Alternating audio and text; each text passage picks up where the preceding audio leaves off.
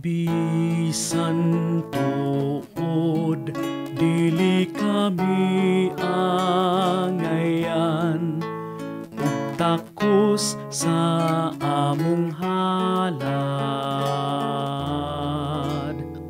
Ayaw kami sa likway, Ginoo, sa imong kaluoy, hatagi kami sa imong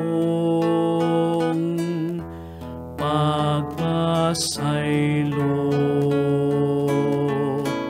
Ginoo, gikan sa imong kaayo ug sa pagkamanggihatag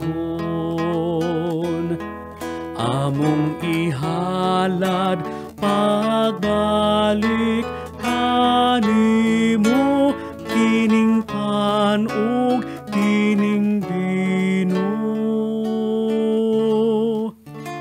ug ang tanang mga bunga sa imong grasya.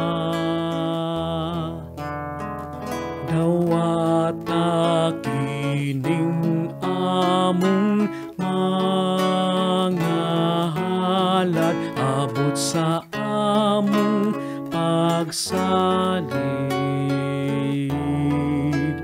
ug sa among tawhanon nga kahuyang nagsangpit kanimo, kaluy intawon kining among halad.